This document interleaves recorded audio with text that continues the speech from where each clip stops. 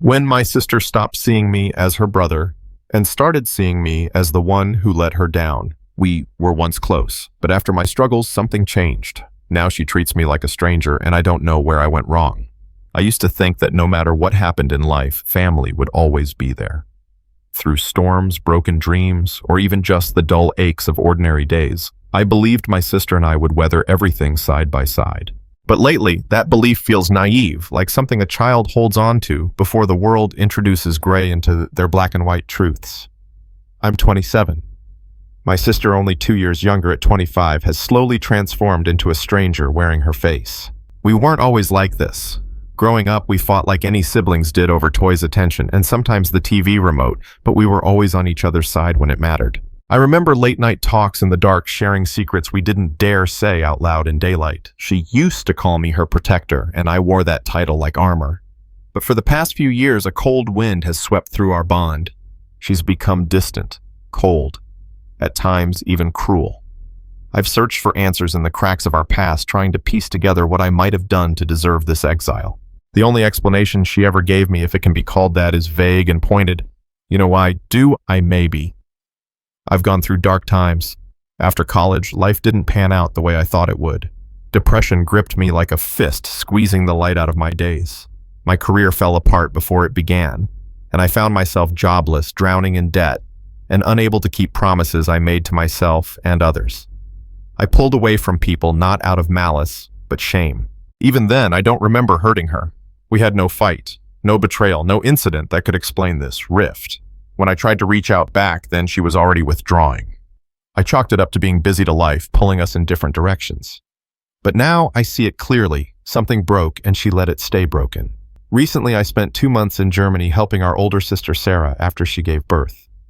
It was intense, exhausting, but beautiful. I thought maybe it could be a chance for our family to reconnect. I even hoped our younger sister might come visit, spend some time with us like we used to. She refused. Worse, she told Sarah, "Why should I come just to babysit your kids?" The words stung, not just for Sarah, but for me, because I knew deep down that wasn't the real reason. I was the reason. She didn't want to be near me. It wasn't just rejection. It was abandonment. And something in her voice, that cruel indifference, made it clear she wasn't just distancing herself. She was erasing me. When I returned home, I tried to be civil, thought maybe a kind gesture could thaw the ice. During a protest where tensions were high and the crowd thick with anger, I needed a safe place to rest.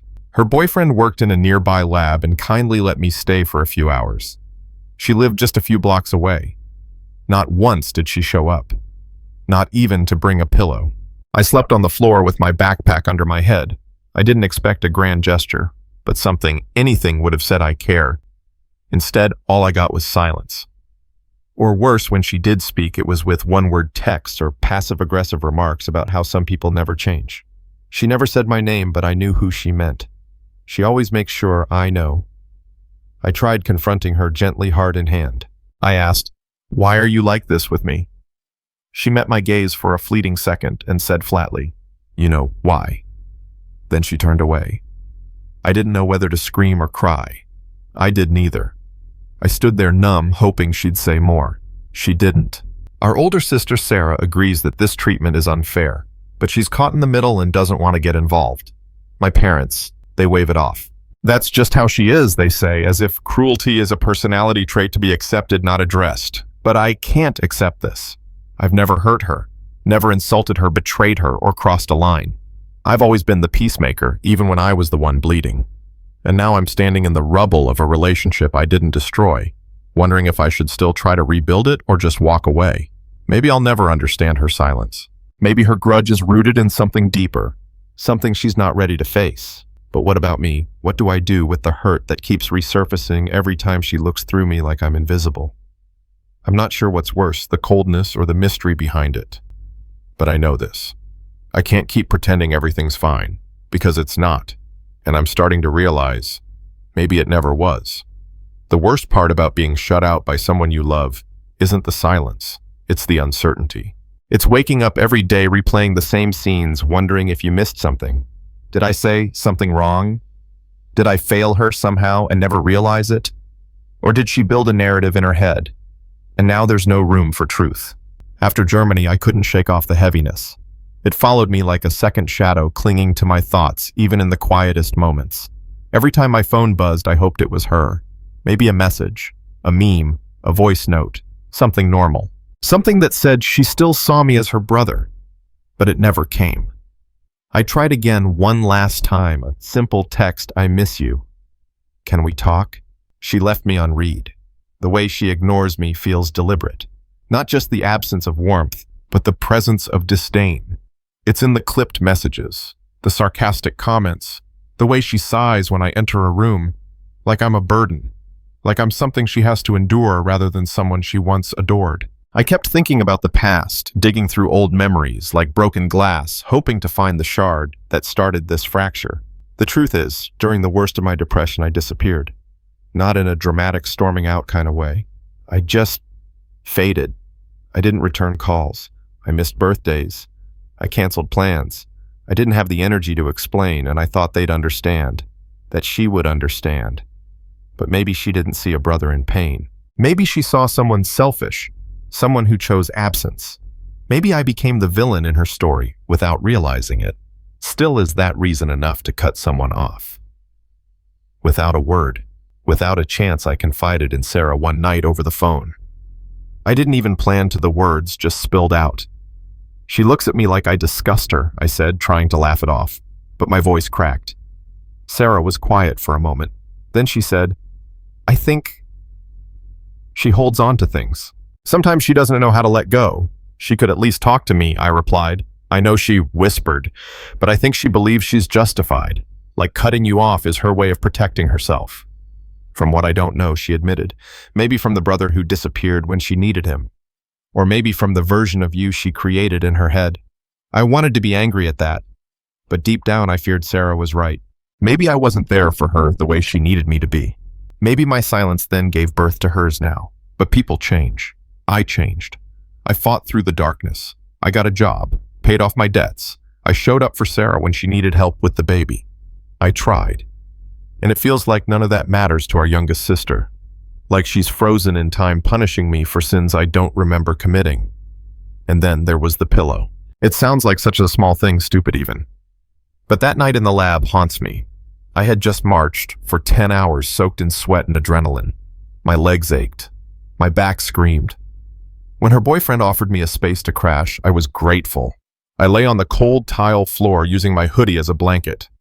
She lived 5 minutes away. All she had to do was bring a pillow. But she didn't. Not because she forgot. She knew. And she chose not to. That wasn't oversight. That was a message. And I got it loud and clear. She doesn't care. But if that's true, why does it hurt so much? I started pulling away after that. Not out of revenge, but self-preservation.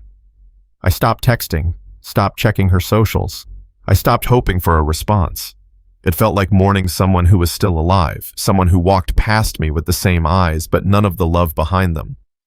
I thought maybe I could move on, accept the distance, let go of expectations. But then came the family dinner. Our parents, blissfully in denial, insisted on a small gathering for Mom's birthday. Sarah came with the baby. I showed up feeling like an outsider in my own bloodline. And then she arrived, the youngest, dressed perfectly, smiling politely. She greeted our parents, kissed the baby. She barely glanced at me. When I tried to make a joke, something light, something about how Dad always burns the chicken, she rolled her eyes and muttered under her breath, "You'd know all about burning things down." The room fell silent. No one said a word. Not Sarah, not my parents, not even me. I swallowed it, like I always do. Later that night, as we cleaned up, I caught her alone in the kitchen. For a moment, it was just us, no audience. I turned to her and said quietly, "Why are you doing this?" She didn't look at me. You know why, she said, just like before. The same cold tone, the same wall between us. "No," I said firmly, "I really don't. And I don't think you do either." She turned to me, eyes sharp. "You were gone. When things were hard, when I needed someone, you vanished. And now you want to pretend like nothing happened." "I wasn't pretending," I said. "I was struggling. You never asked me what I was going through." She stared at me, and for a second I thought I saw something flicker in her expression. Sadness, regret. I'll never know because it disappeared as quickly as it came. You made your choices, she said. So I made mine. And with that, she walked away. That night I realized something. Sometimes people don't want resolution. They want distance. They want the safety of their own narrative, even if it hurts everyone involved. And sometimes love doesn't win. Sometimes the silence is the answer. I didn't sleep much after that night, not because of her words, those were predictable by now, but because of the silence that followed them. The kitchen confrontation should have been a breakthrough, something, anything. But it only cemented what I had feared. She didn't want a relationship. She didn't want to try. And what hurt even more was the audience that saw everything and chose to look away. My parents said nothing. After she walked out of the kitchen, brushing past me like I was air, they continued wiping dishes and humming an old Vietnamese song as if the air hadn't just cracked in half. As if their son and daughter weren't imploding 2 feet away. Later that night, when everyone had gone home and I sat across from Mom, I asked quietly, "Why won't you say something to her?" She sighed, not in frustration, but fatigue. That's just how she is. I hated that sentence. I'd heard it too many times growing up. She was always sensitive, always sharp-tongued, and always misunderstood. When she sulked or snapped, the house tiptoed. But when I broke down, I was moody. When I disappeared into myself, I was lazy, ungrateful, disappointing. "She's not a child anymore," I said. "She can't keep treating people like this." Mom looked tired. "You two need to work it out on your own. We don't want to get involved." But she was involved by choosing silence. She was choosing a side. Sarah tried to help. She called me a few days later.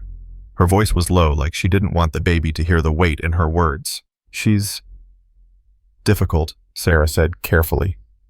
"But I think she's also hurt. She really did look up to you when we were younger."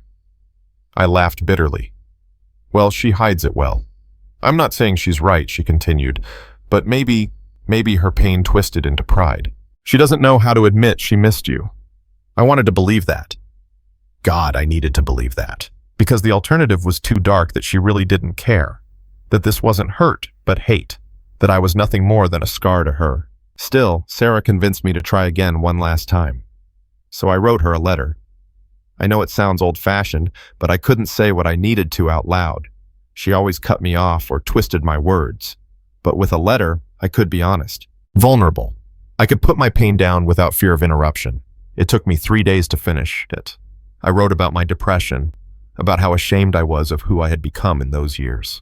I admitted that I had disappeared not just from her, but from myself. I told her how much I missed her, how I still remembered the nights we stayed up watching cartoons, the way she used to steal my snacks, the time I defended her in front of that cruel teacher who humiliated her in 6th grade. I reminded her that I was still that brother. Flawed, yes, but still here, still trying. I dropped it off at her apartment one morning. I didn't knock. I didn't text. I just slid it under the door and walked away, heart pounding like I had just leapt from a cliff. And then I waited. 1 day passed, then 2, then a week. Nothing. No message, no call, no reaction. I thought maybe she was processing. Maybe she was waiting for the right moment. But then I saw her post a picture on Instagram, a group shot from a dinner party. She looked radiant. Her caption read, "Surround yourself with people who lift you up, not drag you down." It felt like a slap. Worse than silence. It was a rejection dressed in a quote. A public dismissal disguised as self-love. I stared at that picture for a long time. Longer than I care to admit.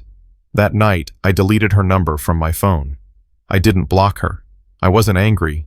I was just done. I had been walking toward someone who kept stepping further back. And eventually you realize that chasing someone who's running from you only leaves you breathless and alone. I wish I could say I felt relief, that I had some grand moment of clarity. But grief doesn't work like that. It's not a clean break. It lingers. It waits in your chest and shows up in the smallest moments: a childhood photo, a song you both loved, an inside joke that no longer makes anyone laugh. I didn't tell my parents about the letter. I didn't tell Sarah about the Instagram post. I let the silence speak for me. And in that silence, I started building a boundary, one that didn't come from bitterness but survival. Because the truth is, love doesn't always come back. And sometimes family hurts worse than strangers because you never saw it coming. The letter stayed unanswered.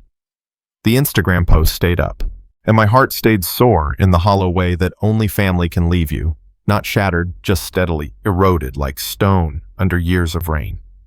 Weeks turned into months. I didn't reach out again. I focused on work, on my health, on rebuilding the life I had lost during my darkest times. Depression, after all, doesn't just leave quietly, it lingers in the corners, waiting. So I had to keep moving. My therapist called it emotional distancing. I called it survival. But no matter how much I tried to wall myself off, I couldn't ignore the family group chat. It was Sarah's idea, really. She kept trying to send updates, baby photos, family jokes, little memories, hoping that a shared space might bring us back together. I'd respond when I could. My younger sister rarely did. But she read everything. I could see the scene notifications, that unreadable glowing stamp of quiet indifference. Then came Dad's birthday. We were all invited to a small dinner at our parents' house. Sarah was bringing the baby. My sister would be there. My gut twisted at the thought, but I also knew I had to go. For Dad, for the family that was still trying. I arrived early, classic me. I helped Mom set the table, watched Dad pretend he didn't care about decorations, and held Sarah's baby while she argued with her husband about forgetting the wine. It was loud and messy and familiar in a way that made my chest ache. Then she walked in. My sister. She looked different. Her hair was shorter, dyed a deep chestnut. Her clothes sharp, minimal. Her boyfriend wasn't with her this time. She offered a general. I nodded toward our parents, kissed the baby on the forehead, and deliberately avoided looking at me. I nodded back. For the next hour, we played the game. The we're siblings but not really game. The sit at opposite ends of the table game. The laugh at the same joke but not at the same time game. It was unbearable, not because it was tense, but because it was normal. And that's what hurt, that we had made silence normal. Then out of nowhere, Dad made a toast. To family, he said, raising his glass with a smile that tried too hard. We're not perfect, but we're here, and I'm grateful for that. I smiled. Sarah clapped. Mom teared up a little, but my sister just looked at her phone. Later, when the dishes were done and the baby had fallen asleep on the couch, I stepped outside for air. The night was crisp, the garden bathed in quiet shadows. I wasn't expecting her to follow. You forgot your jacket, she said flatly, holding it out. I stared at her. Thanks. She didn't leave. For a moment, we stood there under the stars, like two strangers waiting for a taxi. Then I said softly, Did you ever read the letter? She stiffened. Just slightly. Then nodded. I waited. And she looked down at the tiles. It was a nice letter. Nice, I repeated. That's all. She folded her arms, eyes darting toward the window. You don't get to expect closure just because you wrote a letter, you know. My heart thudded. I wasn't expecting closure. I was expecting honesty. She scoffed. You want honesty? Fine. Her eyes flashed. You disappeared for years. You were the sad brother who couldn't show up to anything, who made Mom cry, who left Sarah to explain to everyone why you were always missing. And then you come back and want everything to be like before, like nothing happened. I swallowed. I never meant to hurt anyone. I was broken. She shook her head. And I was tired of waiting for you to fix yourself. I needed a brother and you weren't there. There it was. The sentence that had been dancing around the edges of this war for years. I'm sorry, I said, voice thick. I thought I was doing the right thing, pulling away so I wouldn't drag you down. Well, she said coldly, you did. You disappeared when I needed you the most. And now, I don't know how to trust you again. It hit me harder than I expected. Not because it was unfair, but because it was real. She wasn't angry anymore, just wounded, guarded, fragile in ways she'd never let anyone see. I can't undo the past, I whispered, but I'm still here, if you ever want to rebuild. She looked at me for a long time, then shook her head, not out of hate, but exhaustion. I don't know if I can, she said, not yet. And then she walked back inside. That night I cried in the car, not because she hated me, but because I finally understood that she didn't. She just didn't know how to love me again. And maybe she never would. After that night, I didn't try to reach out again. Not out of pride, not out of anger, but because I understood something vital. Sometimes the most loving thing you can do for someone is give them space. And yet, the space felt cruel. In the weeks that followed Dad's birthday, I kept reliving that garden moment in my head. Her voice echoing, "I needed a brother and you weren't there." She was right. There were years where I was a ghost in our family. And though I never intended to abandon her, the effect was the same. I didn't have the tools back then to deal with what I was going through. Depression had stolen my appetite, my sleep, my job, and eventually my self-worth. I thought isolating myself was protection. Now I saw it as absence, an absence that became a wound for her, one that hardened into something that looked like hatred but was really grief. One morning Sarah called. "She's moving," she said without preamble. I sat up in bed. What? Where? To Spain. Her company offered a 1-year transfer. She leaves in 2 weeks. Spain. A whole continent away. Something tightened in my chest. Did she tell you herself? No, Sarah said quietly. Mom did. She told them yesterday. I wanted to scream, or cry, or both. I had been waiting, hoping, for a text, a call, a change. Now it felt like that hope had an expiration date. You should talk to her, Sarah said. I already did, I murmured. I mean, one more time. I hesitated. Because what if I reached out again and she shut me down? What if I made things worse? What if I opened my chest just to be told again that I wasn't enough? But also, what if I didn't? The night before her flight, I drove to her apartment. I didn't warn her. I just went, parked a block away and stared at the building for what felt like hours. Then I got out. I knocked, waited, knocked again. She opened the door in leggings and an oversized hoodie. Her hair was tied up. She looked tired, annoyed. Oh, she said, clearly surprised. What are you doing here? I didn't want you to leave without saying goodbye. She didn't move to invite me in. I nodded to the side. Can we talk? Just for 5 minutes? Reluctantly, she stepped aside. The apartment was mostly packed, boxes stacked by the door, a half-eaten pizza on the counter, the smell of dust and change in the air. I stood near the couch, unsure where to begin. She stood by the window, arms crossed. I'm not here to fight, I said softly.